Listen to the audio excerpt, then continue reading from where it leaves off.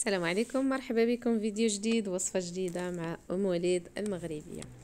اليوم كيف ما كيبان لكم غادي نتشارك معكم واحد الشباكية هماوية، يعني ديال تحميرة الوجه بالجنجلان واللوز. جات غزالة، المذاق لا يقاوم، وكذلك المنظر راه باين لكم. جات مجعبة وشاربة العسل بواحد الطريقة اللي مبسطة، اي وحده ممكن توجدها في دارها ولا تعتمدها كمشروع. يعني لما لا، يعني البنات اللي جالسين في الدار علاش ما يخدموش يعني من دارهم وحده وليداتهم. نتمنى تبقاو معنا حتى لاخر الفيديو باش تعرفوا على الطريقه والمكونات. وعلى بركه الله نبداو بالمقادير. هاد المقادير اللي غادا نستعمل معكم ديال كيلو ديال طحين فورس. هنا خديت نوعيه جيده، حتى الا كان عندكم فورس عادي راه ماشي مشكل، راه كتجي شباكيه مزيانه. عندي هنا كاس ممتلئ ديال زنجلان، يعني دكيتو مزيان، يعني واحد 150 غرام هاك حتى كيعود بحال العجين. عندي هنايا كاس معامرش ديال اللوز الا كثرتو منه راه كيجيب شباكيه قاصحه شويه. هنا درت كاس جنجلان يعني مدكوك 150 غرام. هنا عندي تقريبا واحد 100 غرام ديال اللوز. عندي هنا كاس ديال الزيت، عندي كاس لاروب ديال الزبده. ما نكثروش المواد الدهنيه الى ان جات العجينه ميدمه بزاف ما كتشربش لينا العسل. عندي هنايا كاس ديال الماء، درت فيه هذا الزعفران درتو سخون، يعني نقدر نزيد شويه، يعني نعمر الكاس. عندي كذلك الخل، عندي 4 العواشق. كاس ديال المزهر سخنته وغادا نضيف ليه الضويمه باش تذوب فيه.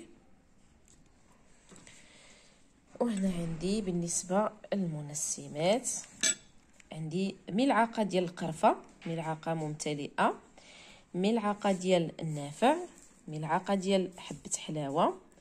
عندي راس معلقه ديال الخميره، يعني غير شويه الخميره الفوريه. وعندي هنا واحد المعلقه صغيره، يعني هذه راه كتعطي واحد السر، واحد النكهه عجيبه للشباكيه. هنا خديت نص كوزه مع واحد شويه ديال قعقله ونجيمه ديال الباديانه، وطحنتهم غربلتهم مزيان، ضروري يكونوا منيلين. هنا خديت غير ملعقه صغيره كتعطي واحد المذاق زوين. كاين اللي كيضيف حتى واحد 2 حبات ديال القرنفل، انا حيدتهم. وعندي هنا خماره ديال الحلوى. المهم هذا مكان ورشيشه ديال الملح. هادو هما المكونات، هما نعاودكم معكم. يعني هاد المنسمات ديال النافع وحبه حلاوه والقرفه، وهاد الخلطه ما بين الكوزه وحبه الباديانه وقعقله. ممكن تضيفوا حتى شويه القرنفل. هنايا عندي خماره راس معلقه ديال الخميره، يعني اللي ايدها ثقيله بلا ما تديرها. عندي كاس لاروب ديال الزبده مذابه. هنا خديت انا نوعيه جيده، ممكن تكتفيو غير بالمارغرين. كاس ديال الزيت، كاس ديال الماء، كاس معامرش ديال اللوز، كاس جنجلان يعني داكه مزيان، 4 المعالق ديال الخل، وكاس ديال المزهر سخنته. وهنا عندي كيلو ديال الدقيق. دابا اول حاجه غادا نبدا بالنواشف هما الاولين. وضفت هنايا واحد الصفر ديال البيضه، ممكن تستغناو عليه لكن انا كنديرو راه كيزيد واحد التعليكه في الشباكيه. حتى الا ما درتوش راه ما كاين حتى مشكل. بالنسبه للمسكه الحره كنديرها في العسل، يعني هذيك 3 الحبات ولا 4 كنلوحهم مع العسل، يعني بحال ملي تندقوها ما كتبغيش يعني خصنا شي غربال نيل باش نغربلوها، يعني كنفضل نديرها في العسل. وهنا غادا نبدا نخلط المكونات الجافه. هنا ضفنا جنجلان، ضروري تطحنوه مزيان، وحتى اللي ما عندهاش الطحانه تحاول تغربلو. اللي عندها الطحانه ما كتطحنش مزيان تغربلو، لانه كيقطع العجينه الا ما غربلناش. وغادا نضيف المنسمات الاخرى، جنجلان وحبه حلاوه والقرفه.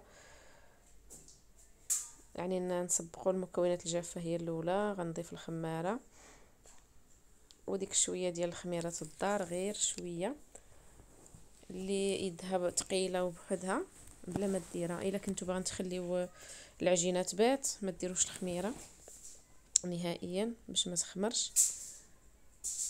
وهنا غنحاول نخلط هاد المكونات ونضيف الزبده والزيت،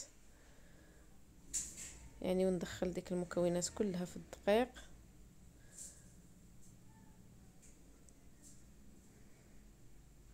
يعني غير بشويه. الشباكيه راه غير الخدمه ديالها اللي شويه صعيبه، انما المكونات راه بسيطه. الزيت النباتيه اللي بغى يضيف شويه ديال الزيت البلديه، يعني تنقصوا شويه من الزيت العاديه وتزيدوا زيت البلديه. انا هنا اكتفيت غير بالزيت الروميه لانني دايره المنسمات، يعني راه كتجي منكهه. صافي هنايا غادا نمزج هاد المكونات كامله. هنا راه بقى ليا غير الماء والماء زهر والخل.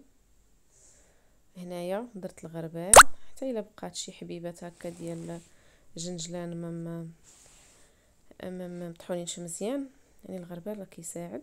ودابا غادا نزيد الماء والماء زهر والخل. الماء هنا درت كاس ما عامرش، يعني حتى نخلط عاد نشوف، لان الدقيق راه كيختلف. هنا راه درت كيلو ديال الدقيق. حتى الا بغيتو تزيدوا شي شويه، يعني غير هذيك 2 عواشق 100 غرام هكا على حساب الكسور وداكشي اللي كتجي في الشباكيه. انا هنا راه متهرست ما والو، يعني درت كيلو ديال الدقيق بالحساب. غادا نخلطها هكا غير بالمهل حتى تعجن، وكنشوف الا خاصني الماء غادا نزيدو. المهم هذه هي الطريقه اللي كنعجنوا بها، كنبقاو غير شويه بشويه لان خاصها تعجن قاصحه. الا جريتوها الشباكيه راه غتجيكم قاصحه، يعني راه العكس. هنايا هذا هو المزهر اللي سخنته مع ديك الضويمه. هنايا راه كفاني كاس ديال الماء، يعني ضفت غير واحد الرشيشه.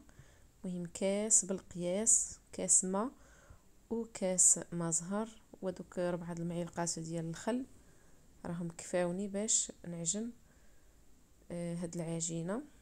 جات مزيان، يعني غير ساعفوا معاها حتى تجمع. يعني قد ما هكا دلكتوها، يعني كتسخن ديك الزبده وديك الجنجلان راها كتجمع ليكم. يعني ديك المواد الدهنيه ملي كتسخن كتساعد العجينه انها تجمع. هنا راه ماشي قاصحه حتى تعود تفرتت، يعني مهم كتجمع غير هي قاصحه شويه. يعني على هاد القوام هنا قسمتها على 2 باش تدلك ليا شويه، يعني ضروري ندلكوها شويه، ماشي غير نجمعوها ونديروها في البلاستيك. ضروري نجمعوها باش تنسجم ديك المكونات، عاد كنديروها في البلاستيك ترتاح واحد شويه، ومن بعد عاد كنعاود تاني نقسمها. المهم هالمراحل راها كلها درتها معاكم، يعني مرحله بمرحله. حاولت ما نقش المراحل، كاين البنات اللي مبتدئات ما تعرفوش، يعني نحاولوا شويه بشويه. هنايا خليتها غير واحد 5 دقائق وعاد جبدتها باش نقطعها الحرابيل باش تساعدني يدوزوا في الماكينه. الوراقه اللي ما عندوش يستعمل غير الدلاك، يعني راه كاع كنا نديروها في الاول بلا دلاك وكتجي بلا عفوا بلا ديك الوراقه وكتجي مزيانه. خاص غير العجينه تكون مخدومه مزيان، ما نخليوهاش غليظه في التوراق، كتجي مزيانه. هنا غادي نحاول نديرها حرابيل.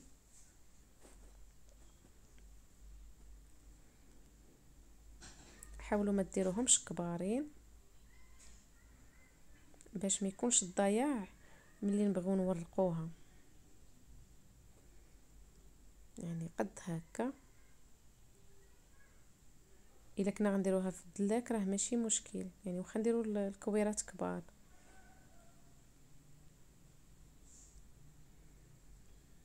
منها نديروها على الشكل ومنها كنزيدو ندلكوها.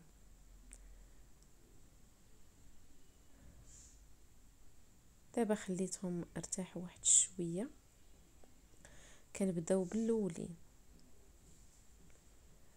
هما اللي كندوزوهم لانهم كيكونوا ارتاحوا.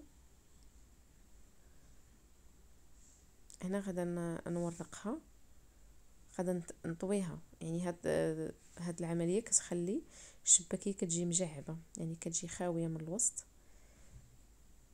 غادا نتنيها هكا، نحاول نعطيها واحد الشكل مقاد باش ملي ندوزها في الماكينه ما يجينيش فيها الضياع.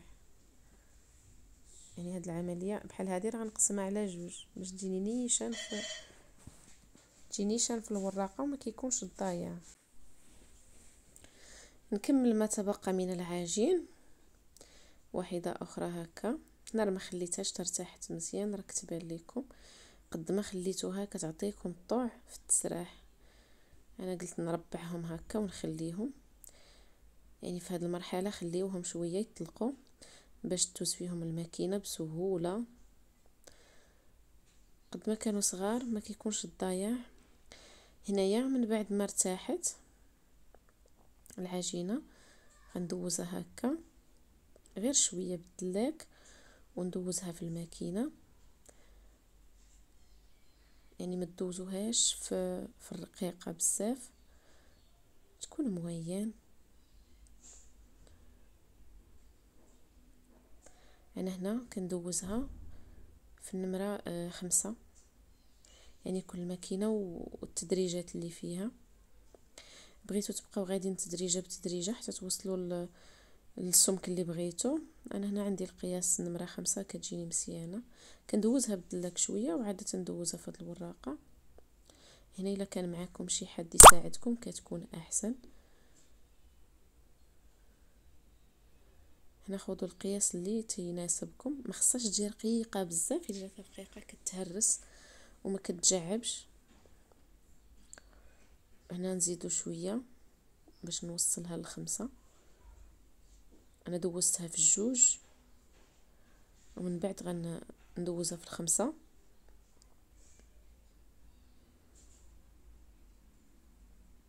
هكا مزيان. هنا راه ما زربتش الفيديو يعني باش تعرفوا المراحل بالضبط. هنا غادا نبدا نقطع يعني القياس اللي بغيت. هنا تستعملوا الجراره ولا تستعملوا ديك الجراره اللي المهم هذيك اللي كتوركوا عليها. انا غادا نوريها لكم من بعد. بغيتوا ديروهم صغار يعني على حساب كل واش كيفضل. انا كنديرهم متوسطين. يعني راه طريقه سهله، غير حاولوا ما يكونش الضياع بزاف. المهم هاد الزوائد اللي كنحيدو حاولوا ديروهم في الكويره الثانيه او العجينه الثانيه، ديروهم الوسط ودوزوهم. ما كيمحنوناش في الخدمه لان لا كورناهم تيقساحوا. انا هنا غادا ندير ديال 5 وديال 4 ديال الشريطات. ديال 4 راه كتجي زوينه وكذلك ديال 5 خاص غير نعرفوا نشبكوهم. غادا نشارك معكم المهم التشبيكات اللي كندير راهم ساهلين وبساطين في نفس الوقت، اي وحده ممكن تديرهم.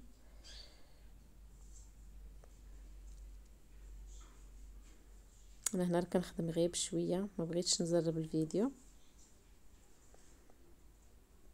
من هنا غنشارك معكم اول تشبيكه ديال 4. هنا كناخذوا هنا كالعجينه يعني كنقلبوها، يعني الوجه ديالها كيكون على برا. يعني كنحط جوج على جوج وكنهزها غير بالاصبع. هنا راها كتبان لينا يعني هاد الطريفات كنضغطوا عليهم مزيان، كنعاود نتنيهم باش ما يتحلوش في القليان. وها هي واجده، يعني راها ساهله. ديال 4 راه كتجي زوينه، ما كتجيش مزاحمه. نعاود معكم وحده عادي كندير جوج فوق جوج وكنشد هكا بصبعي. كنشد هاد الجنيبات وكنقرصهم هكا وكنعاود نتنيهم باش ما يتحلوش وكنضغط. هادي راه كتجي زوينه ديال 4. واللي كيبغي الشباكيه تجي كبيره تاني كندير جوج فوق جوج. كيبقى ليا شريط كنردو الخلف صافي وكنشدها هكا غير بجوج صباع. راه كتبان لينا غير اون فوا كنهزها كيبانوا ليا دوك الجنيبات اللي غادا نضغط عليهم صافي. كان ضروري نشدها هكا من الجنيبات، الا بان ليا شي زوائد نحيدوهم، ولو انهم ما تيبانوش، يعني فاش كتقلى راه كيتنفخوا. وصافي غادا نحطهم هكايا. نكمل بنفس الطريقه، نعاود معكم تاني. كناخد جوج فوق جوج، واحد كيبقى ليا كنردو للخلف، كنشدها بالاصبع. هنا كنخدم بجوج صباع ملي نبدا نشبك، كيبانوا لي هنا الجنيبات كنقرصهم هكا مزيان صافي، وكنصاوبها. يعني طريقه سهله باش كتجيك الشباكيه كلها بحال بحال، يعني نفس التشبيكه كتجي.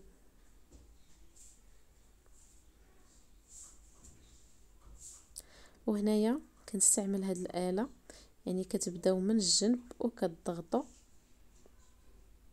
هاد الاله الا كانت العجينه رقيقه ما كتبانش فيها الزواقه، ما كتساعدكمش. المهم خصها تكون موين، غير ما ديروش العجينه عريضه باش ما يكونش الزوائد، ما يكونش الضياعه. هادو انا غادا نستخدمهم هاد الشرائط، ما غاديش نردهم. كندير واحد الزواقه غير بهادوك الشرائط. هذه كتجي يعني نفس القياس، غير خاص كيجيو هما صغارين. اللي كيبغي الشباكيه كبيره يحاول يكبر شويه. هنا نعاود معكم التشبيكه هاد الصغيورين كيفاش كيجيو، تاني جوج فوق جوج، هذيك فيها 5. كتجي شباكيه نفس القياس نفس الشكل نفس الطريقه. كنعقدوا هاد الجنيبات وكنحطها، يعني كتكون مقاده. شفتوا كيفاش كتجي لي غزاله، كتجي صغيره ومتيوله. يعني كلها ديروا لها تشبيكه واحده راه كتجي زوينه. غير هو اللي ما عندوش هاد الاله يدير الجراره العاديه. غير خذوا شي جراره تكون السنينات ديالها مزيانين باش تجي في هذيك الزواقه.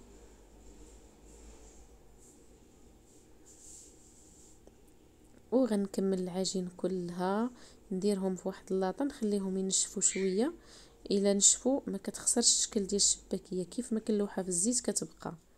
حاولوا خليوها تنشف عاد قليوها.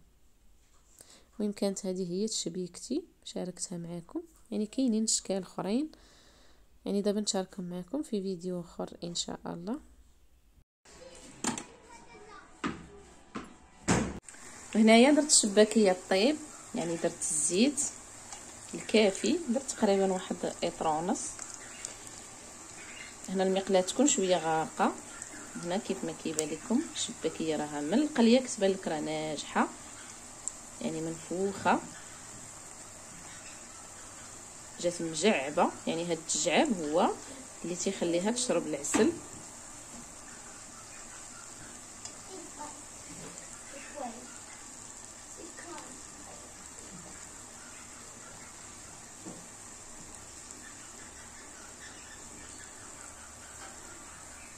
انا كيف ما كيبان لكم دويه نديرها للذهب، حيدتها وغادي نديرها مباشره في العسل.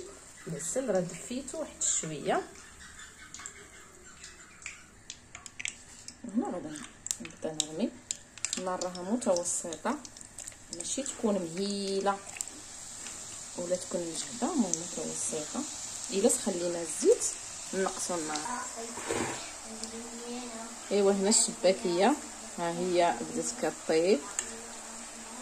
هذه القليه الثانيه. الاولى راها يعني من الاول راه كتبان لكم واش ناجحه ولا لا. يعني شوفوا ما شاء الله مجاعبه. ايوا نتمناو هاد الطريقه يعني كاع البنات المبتدئات. يعني حاولت نبسط يعني ما امكن باش كلشي يستافد. يعني حتى حنا تعلمنا من اللي سبقونا، والحمد لله. الانسان غير يتوكل على الله ويسمي الله. ايوا اللي بغاو يخدموا لي كوموند حتى هما حاولوا تسقطروها مزيان باش ما يطيحش داك العسل فيه الزيت. ومن بعد ما صفيت الشباكيه اللي حضرنا جميع، جا الشكل ديالها غزال شكلا ومذاقا، وكتجي فيها واحد القرمشه وواحد التعليكه في نفس الوقت. جات غزاله، يعني راها شاكره راسها بلا ما نقول لكم.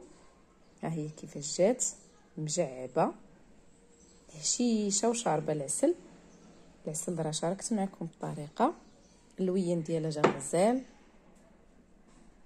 هنا بالنسبه الى بغيتوها ما تنشفش، انا هنا دايره لي بواط كيف ما كيبان لكم. كنقلبها غير تكون عامره ما كيوقع ليها والو. المهم انا غنفتح هذه معكم. شفتوا ما كتنشفش، يعني كنبقاو مره هكا نقلبوها، خصوصا كتكون عندنا كميه كبيره.